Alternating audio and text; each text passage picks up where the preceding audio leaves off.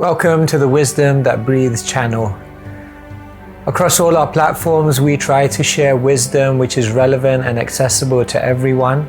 But on this particular platform, we go deeper into some of the ancient principles found within the scriptures. If you find some of the terminology difficult or inaccessible, then go over to our Keshava Swami YouTube channel where you'll be able to find other content which is perhaps more relatable. Thank you and enjoy the wisdom that breathes. So if you can, Hare Krishna. So thank you again for coming. So if you can repeat after me, today, this evening, we'll read something from the Bhagavad Gita. And then we'll open it up. So please don't be shy. Maybe you have some questions on this topic, or in the course of our discussion, something comes in your mind. So please do. Be free and be open and be relaxed to ask your questions. You can also challenge the Swami, no problem. Of course I'll win. So yes, please be relaxed. I know I'm sitting on a high seat here, but we're all here, we're all friends trying to understand the absolute truth in a more beautiful way. So if you can repeat after me. Om Namo Bhagavate Vasudevaya.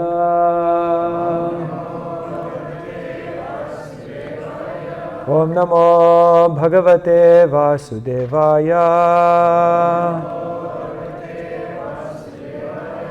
Om Namo Bhagavate Vasudevaya.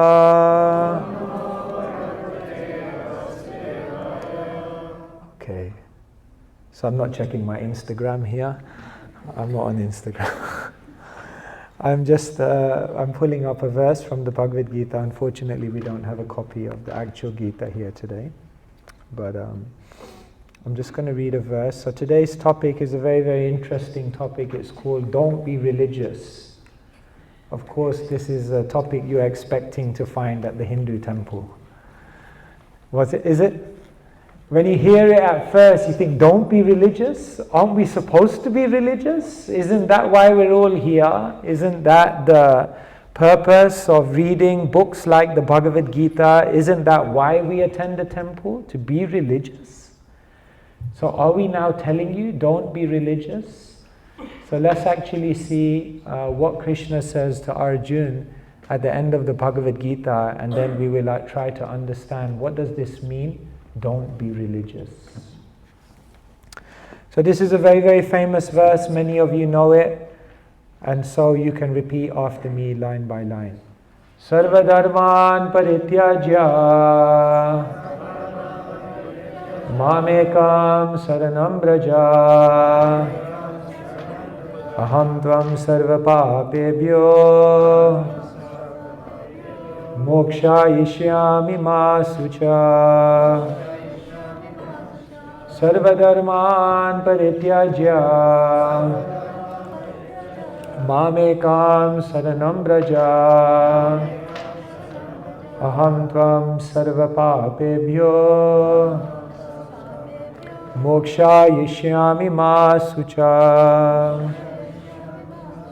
sarvadharman, all varieties of religion, parityajya, abandoning, mam, unto me, ekam, only, saranam, for surrender, vraja, go, aham, I, tvam, you, sarva, all, papebhya, from sinful reactions, mokshayishyami, will deliver, ma, do not, sucha, worry.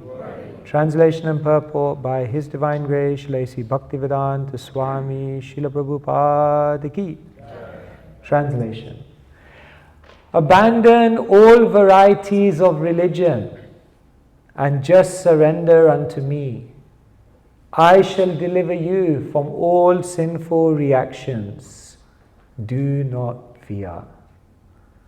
So Krishna is telling Arjuna, don't be religious. What does he mean? So I'm going to read the first paragraph of the purport and we'll discuss that, and then we'll go up, because it's a very long purport. Srila Prabhupada ki. The Lord has described various kinds of knowledge and processes of religion. Knowledge of the Supreme Brahman, knowledge of the Super Soul, knowledge of the different types of orders and statuses of social life, knowledge of the renounced order of life, knowledge of non-attachment, sense and mind control, meditation, etc. He has described in so many ways different types of religion. Now, in summarizing Bhagavad Gita, the Lord says that Arjuna should give up all the processes that have been explained to him. He should simply surrender to Krishna. That surrender will save him from all kinds of sinful reactions, for the Lord personally promises to protect him. It's very beautifully explained. Srila Prabhupada ki jai. This verse has puzzled people, even scholars of the Vedic texts sometimes, because Krishna is saying sarva, all, dharma, religion, parityajya. Tyag means to give up, and parityag means completely give up. Isn't it? Like the word pari comes, from the word pari comes the English word perimeter, isn't it? What does perimeter mean? All the way around something. So it means when you go all the way around, it's complete, perimeter. So this word pari means all the way round. So from that pari you get many words. For example, Parikshit, who heard the Bhagavatam. Aksha means to see. So Parikshit means one who is always looking around everywhere, because he saw Krishna in the womb, and therefore when he came out he was always looking for Krishna. Parikshit. Parikshit also means the examiner. Maybe some of you are Gujarati. I am too. Join the club. So in Gujarati you have the word, isn't it? Pariksha. Pariksha means exam. So exam means now we're going to look around and see all of your knowledge. We're going to examine. So parikshit means an examiner. Then you have, for example, the word parikrama. Krama means step. Krama means a step. So parikrama means when you walk all around something. Parikrama, isn't it? So like this, the word pari means completely, all around. So Krishna says, sarva, all, dharma, religion, parityaja, completely give it up. So it's very puzzling for people, because Krishna is saying this in the 18th chapter of the Gita, but in the 4th chapter of the Gita, what did Krishna say? Paritranaya sadhunam vinashaya cha duskritam dharma sanstha panarthaya sambhavami yuge yuge. Krishna says, why do I come to this world? To save the devotees, to kill all the demons, and dharma sanstha panarthaya. To do what? To establish dharma. So Krishna first, he says, I come to this world to establish dharma, to establish religion. And then 14 chapters later, what does Krishna say? Sarva dharman parityaja. Give up all dharma. Because I'm like, Krishna, make up your mind. Do you want me to follow dharma, or do you want me to give up dharma? So therefore this verse is very puzzling. Even one commentator said, no, I think this verse should say sarva adharma parityaja. Give up all adharma. No, that's not what Krishna says. Krishna is saying sarva dharma. Therefore this requires a little bit of thinking. Krishna says there is adharma. Higher than that, there is dharma. But then Krishna says higher than that is para-dharma or bhakti. So when Krishna says sarva dharman parityaja, give up religion, Krishna is not saying give up dharma and go into adharma. That's not what Krishna is saying. Krishna is saying give up dharma and go to para-dharma, go to bhakti. And therefore it's entirely logical. Krishna is saying that most people are in adharma. Very few people come to dharma, following religion. But following religion is not the conclusion. The conclusion is to give up even religion and go to para-dharma. You understand? Para-dharma, it means transcendental religion, or the goal of religion, which is bhakti. And therefore, when Krishna is saying, don't be religious, he's not saying, therefore, you should be irreligious. That's not what he's saying. What Krishna is saying is, don't just be religious, don't just be formal, don't just do things out of duty, don't just go by the rules and regulations, but actually develop some prema, some love in your heart. And mamekam saranam braja, and then give your heart to me. Krishna doesn't want us to just be mechanical followers of religion. Krishna wants us to be lovers of God. And therefore Krishna says, don't just be religious, be a lover of God. And there's a difference between the two. Because sometimes people follow religion, but they're not developing love for God. Sometimes people follow religion just for the sake of following it. Have you noticed? One time a man was driving and he saw two men on the side of the road and they both had spades in their hand. So one of them was digging. He was digging it out, making a hole, putting the dirt on one side, and then next to him his friend was there, and his friend was then getting the spade and putting the dirt back in. So he said, what's the meaning of this? So then he just drove on, and he came back 3 hours later, and those same two fellows were there. One was digging up, and the other one was digging it in, and then putting it back in. So he went up to them, he said, what are you guys doing? They said, this is our job. He said, what kind of job is this? One of you is digging, the other one. He said, yes, we're planting trees. But the third person who's with us, who puts the seed in, he's off sick today. But we got to do our job, you know, like business must go on. He said, you guys are crazy. What's the point? No, we have to do our job. So sometimes people become so mechanical that they miss the point. They come to a religious place, but they just go through the motions. They don't really change. Isn't it like in a Christian church you have atonement? Have you heard atonement? So this is when someone does something bad, then they come to the church on a Sunday, and then they come to the father, and then they admit, Father, I stole his money.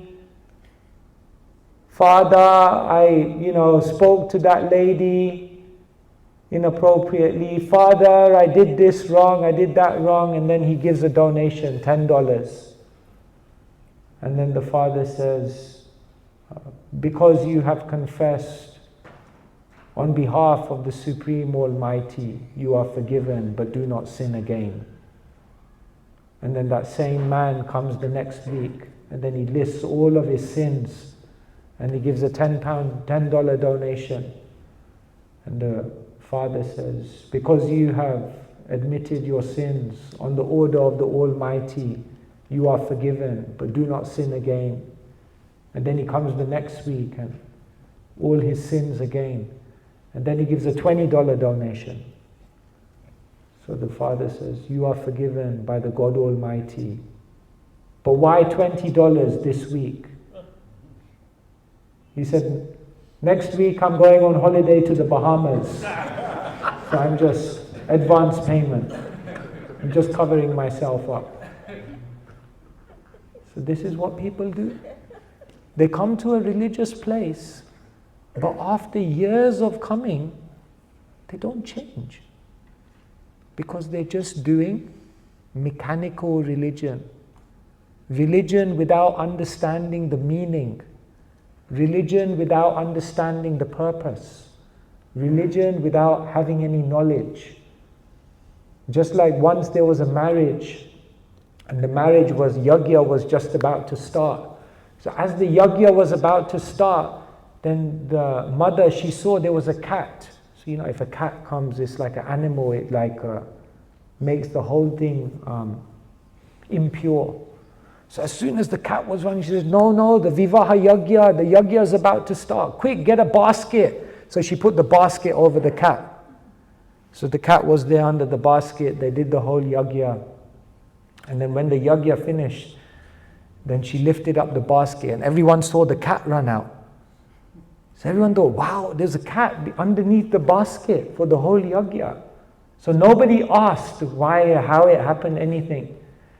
So in the next marriage, it was about to start, and someone said, no, where's the cat? Where's the cat?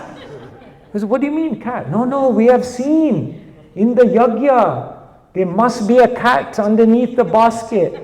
Otherwise, no. So then they got a cat and they put it under the basket, and then now it's complete. Now we can carry on.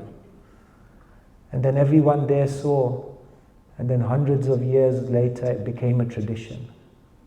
There must be a cat under the basket.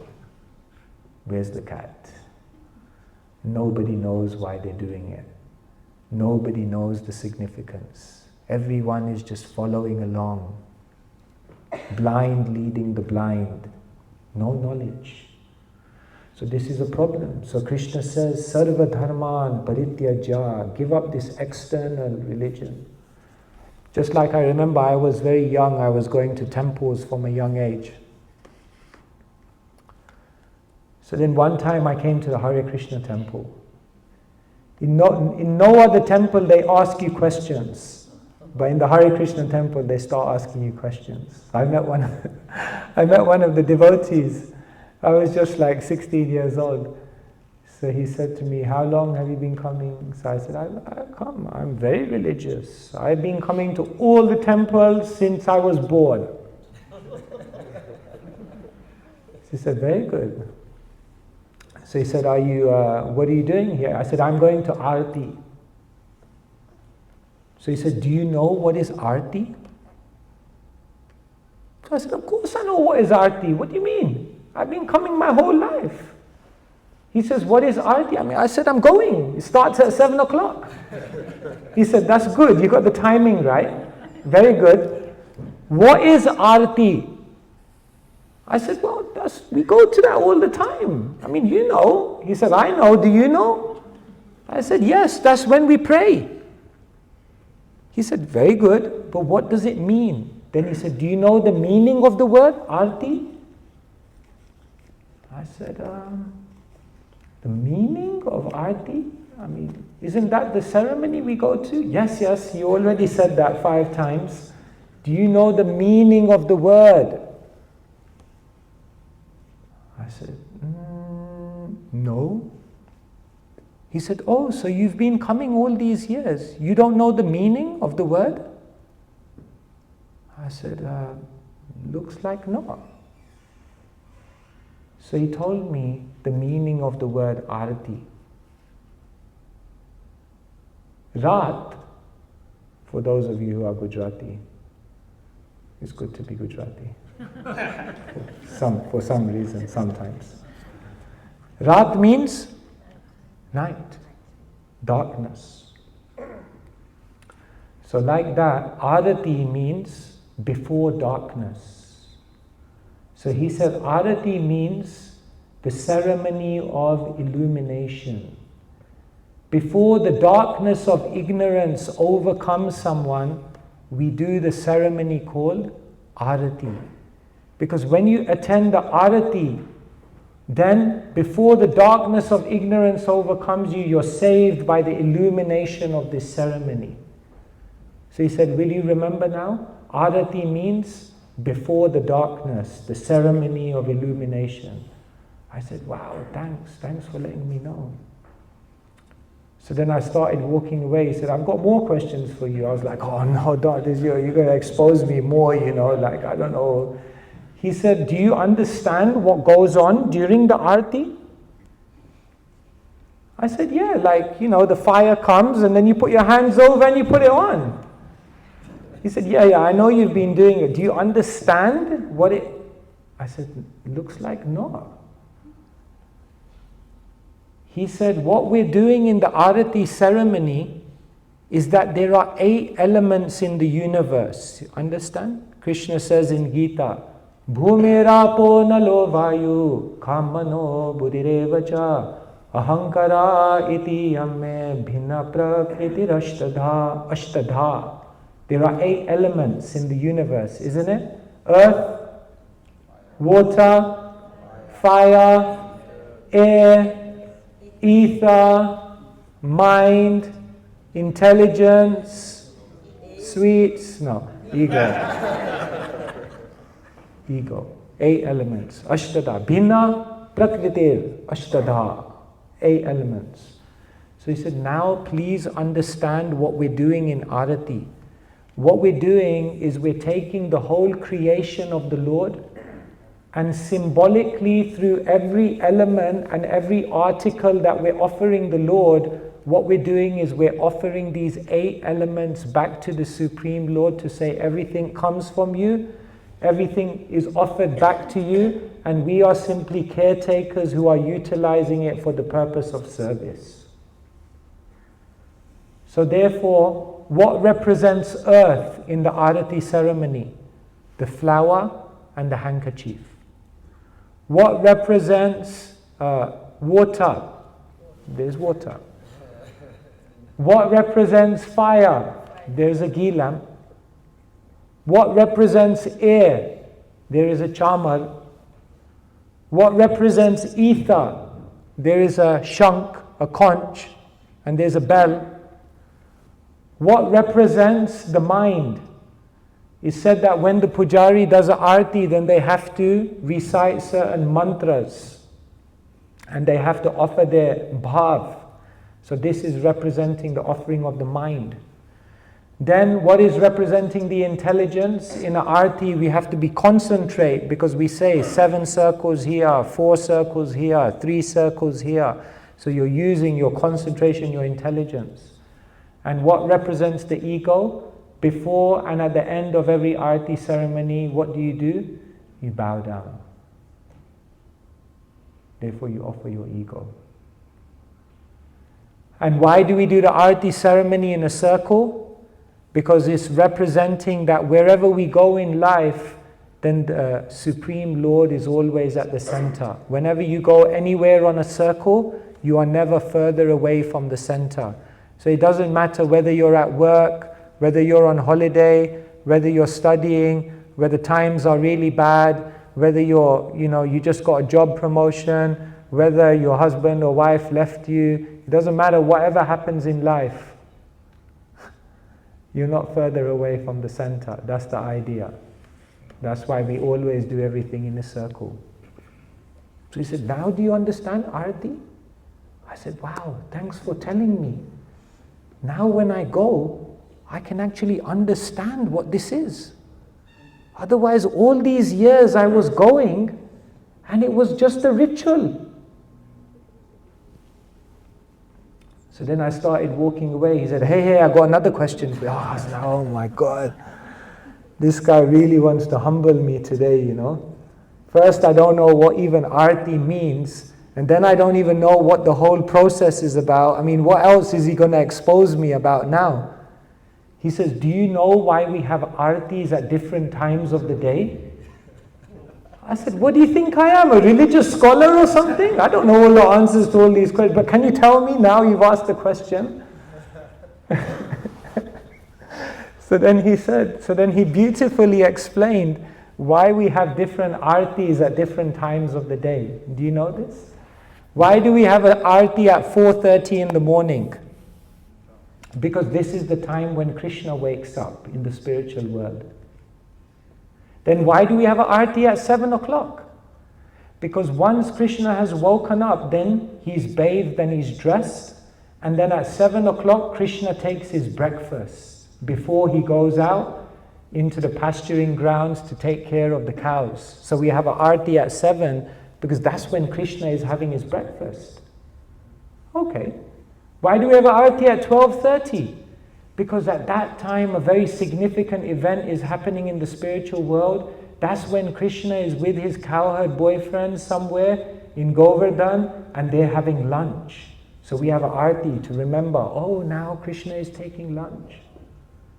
And then after Krishna takes lunch, then Krishna and the cowherd boys, they go to sleep. LSD, left side down, digestion, siesta. Of course, when all the cowherd boys go to sleep at 1 p.m. for their afternoon rest, then Krishna secretly wakes up and then he goes to meet the gopis, but then he comes back. And then, why do we have an arti at 4 o'clock or 4:15? Because that's when all the cowherd boys get up from their afternoon rest, and that's when they have a late afternoon snack. Some fruits, some cake, something light. Nasto. I said, okay, wow, this is really interesting. I said, I never knew all this. He said, why do we have an arti at 7 o'clock then? He said, because this is the time when Yashoda and Nanda, they're waiting for Krishna and the cowherd boys because they haven't seen them all day. So at 7 o'clock, they see a cloud of dust in the distance. And they realize, oh, all the cows are coming, that Krishna is coming. So 7 o'clock is the time when Krishna comes home every day. And then I said, then why do we have an arti at 9 o'clock? He said, because after Krishna comes home and then he has dinner at 7:30, then we dress Krishna into his night dress.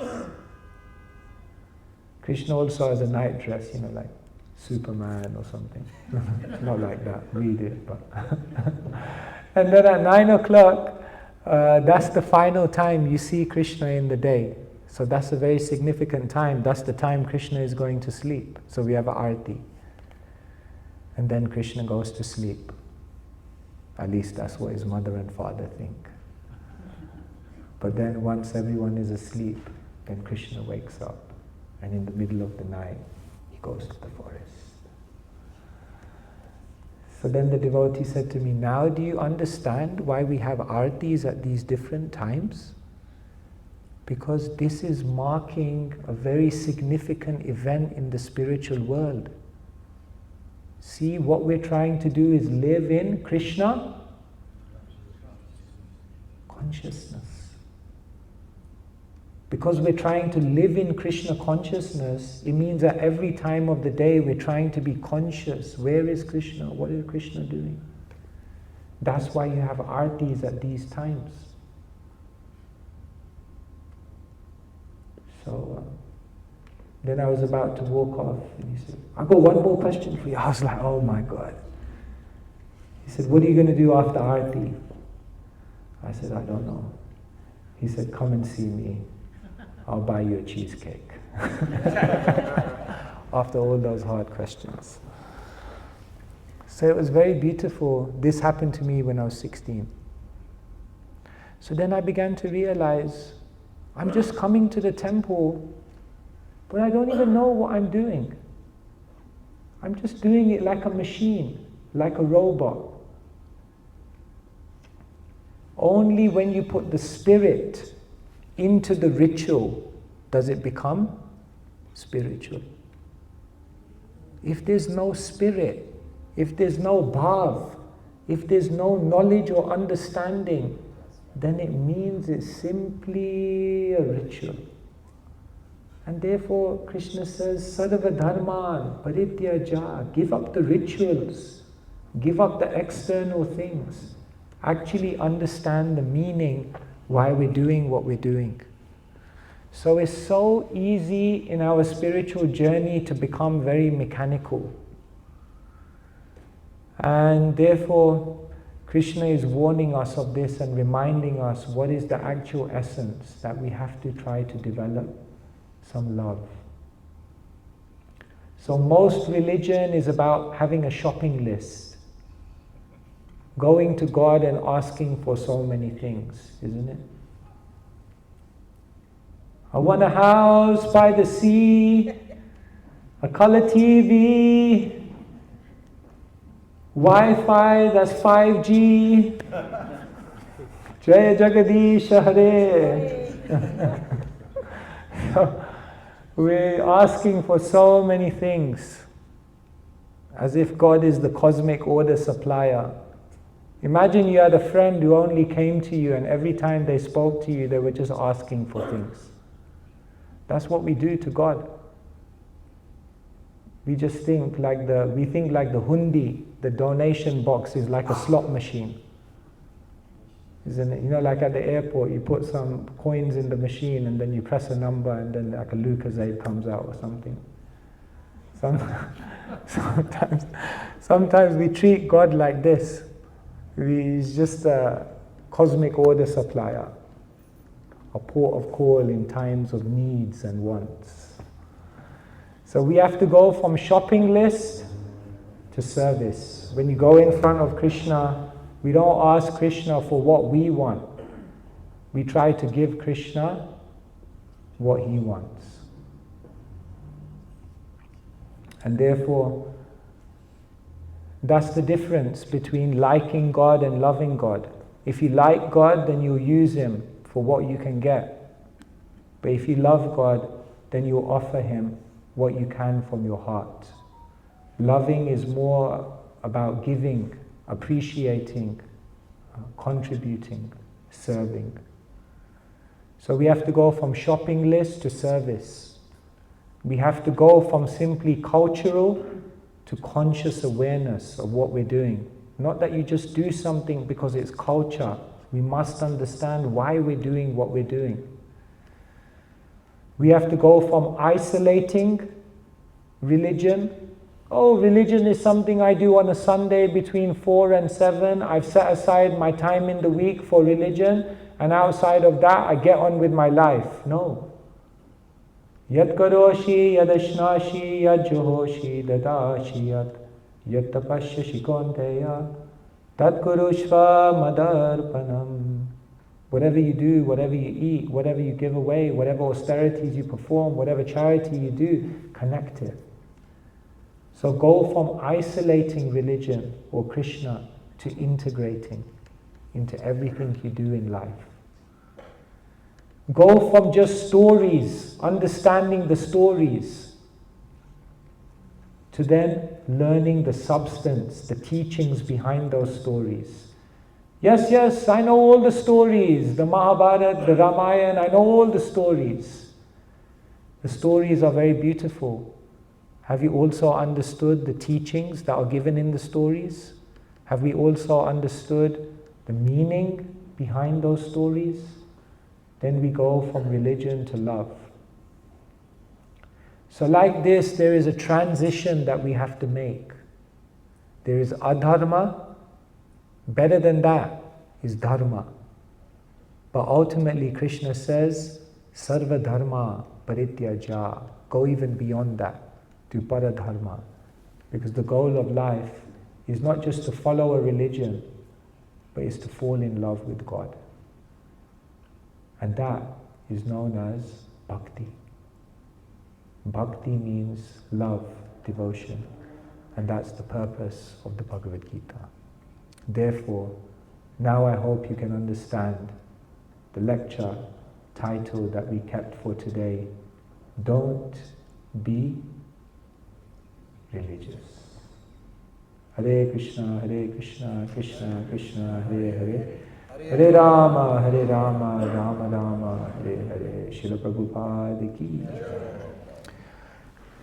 So I don't know if anyone has any questions or comments, or if there's anything I said which was not clear or which you'd like to further expand upon, then I'm happy to try to discuss if you have anything.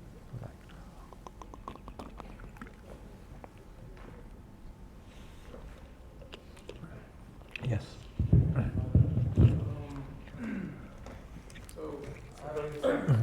Just wait 1 second. We'll come the mic.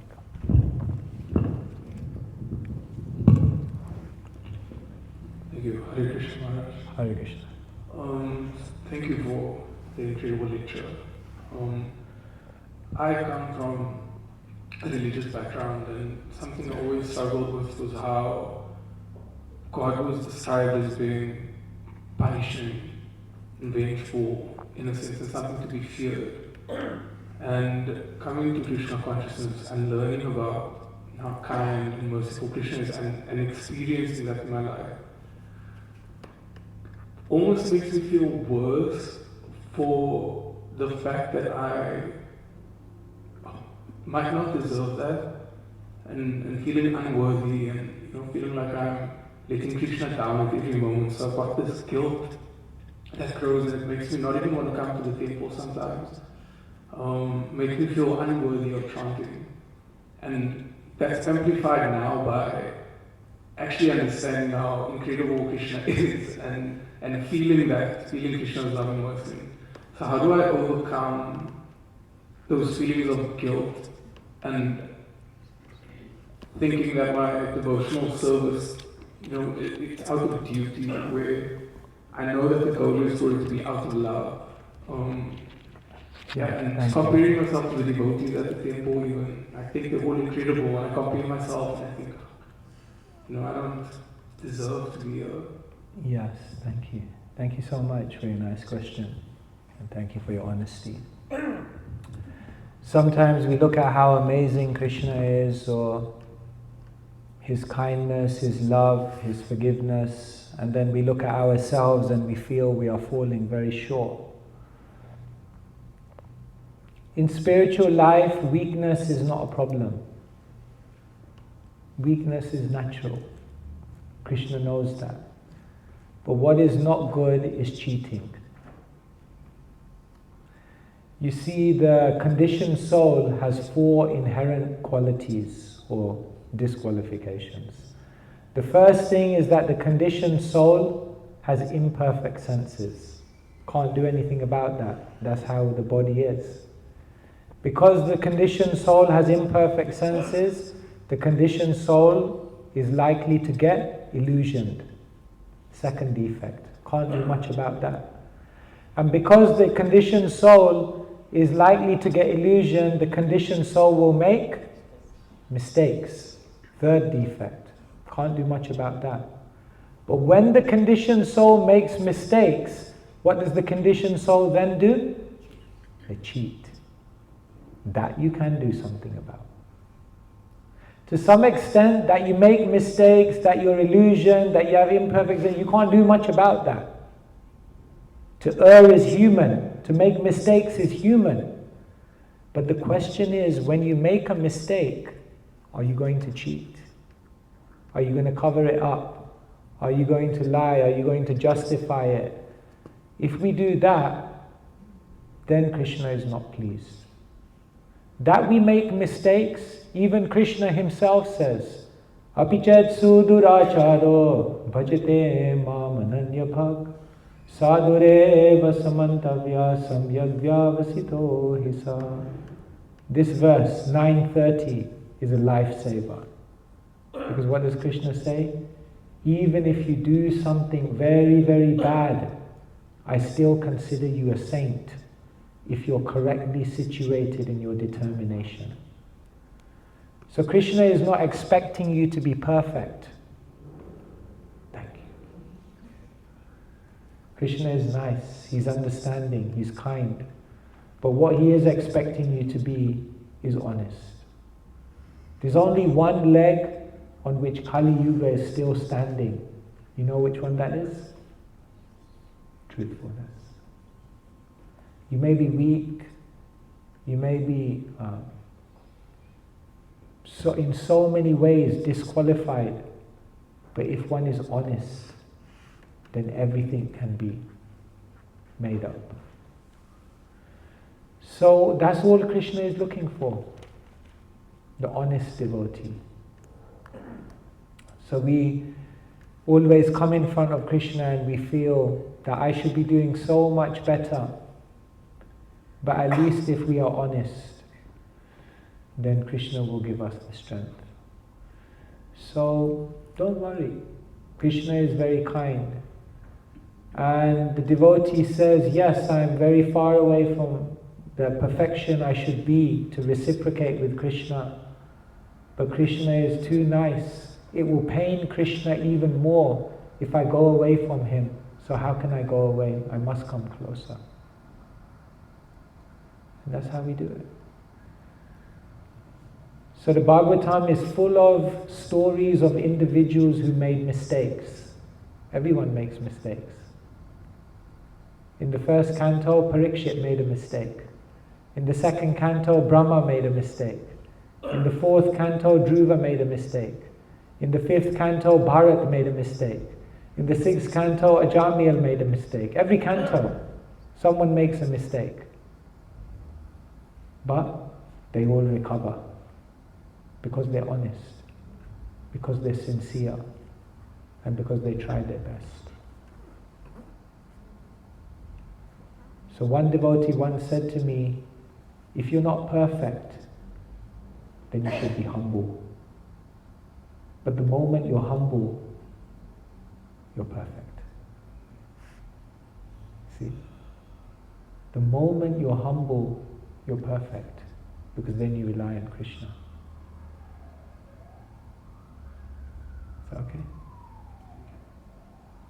Thank you. Anyone else?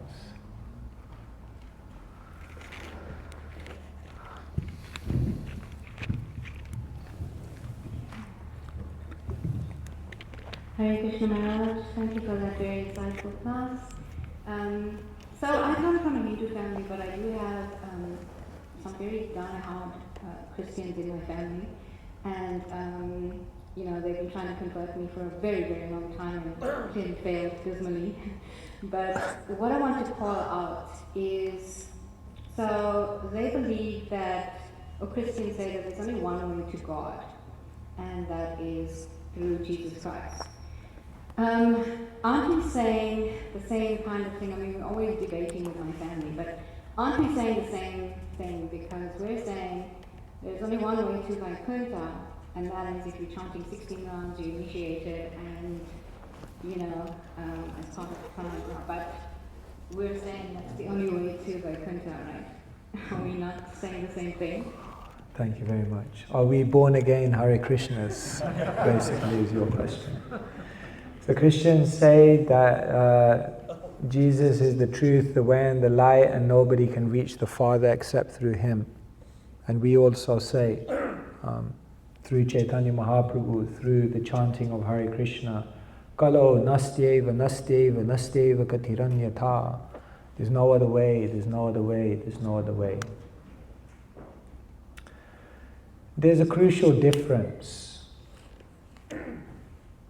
In a beautiful verse in the Gita, Krishna says, Ye yatha mam prapadyante tam stateva bhajamyaham mam vatmarnu vartante manusya partha sarvasha. This is very powerful. Krishna says, as they surrender unto me, I reward them accordingly. Everyone is following my path in all respects. So Krishna basically says that the only qualification to come to the spiritual world is not a religious identity, it's the amount of love that you've awakened in your heart. Therefore, Srila Prabhupada went around the world and he said, if you're a Christian, be a good Christian. Don't call yourself a Christian and then do things in violation of what Christ wanted. Be a sincere Christian and develop love for God, and then you are also on Krishna's path. You will also make advancement into that path. So therefore, yes. How do we know? Maybe, have you heard of Saint Teresa of Avila? So she was a Christian saint. And in some of her writings, She talks about a revelation in which she saw God in the form of a blue boy who was dancing and who had a peacock feather. She writes this. So how do we know who's going to see Krishna? Sometimes we think we're Hare Krishnas, we may be higher than Christians. Frankly speaking, I've sometimes found people in other faiths who I've found to be far more accomplished in their devotion than me. Once I was distributing books, and this one Christian old lady came up to me and she was so touched that I was a monk and that I was giving out knowledge on God. But she was like, can you not give out Bibles instead? I was like, no, we're also with you, we're not. But she was very nice. Anyway, then she walked away. Then 10 minutes later, I saw her sitting on the bench. And she was watching me. So 1 hour went by, she was still there. 2 hours went by, she was still there. After 6 hours, I finished all the books I had. I was walking off and she was still there. And I was walking off, then she came running behind me. She said, you're so amazing, you're so wonderful, you've sacrificed your life to tell people about God. I'd like to gift this book to you. And she had gone to the bookshop and she had bought a Bible for me and she had signed it and written. And she said, I really want to give this to you. And when she handed me that book with such love, I thought in my mind, today I gave out 100 books, but I don't think I gave out one book with that much love. Would I have waited 6 hours to give one book to one person? I don't think so. I looked at her, I said, thank you for showing me how to share knowledge with love. So it's not for us to say who has love and who doesn't have love. Maybe in any religion they can also develop love for God. Of course, the holy name of Krishna is so powerful, and the detail of knowledge in terms of God's beauty and sweetness, what is found in the Vedic revelation, that cannot be paralleled in any other tradition. And therefore, definitely, we've been given an amazing advantage.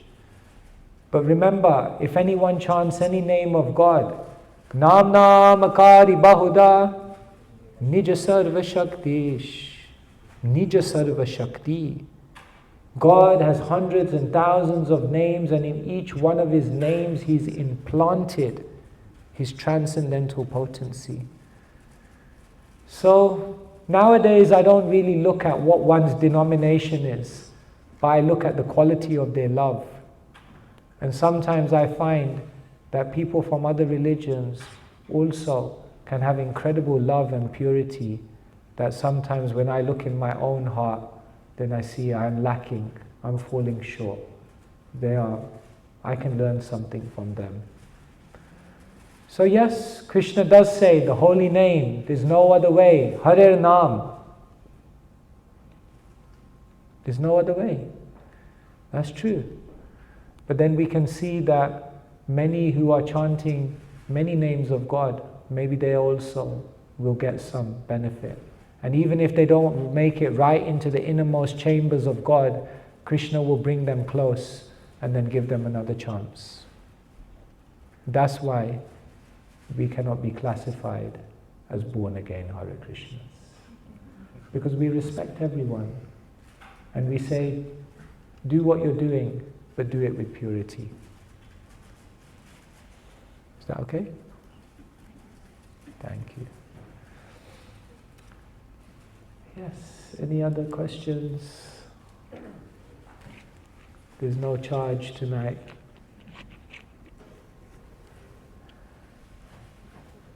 No? Will they get a cheesesteak at the end? They get, yeah.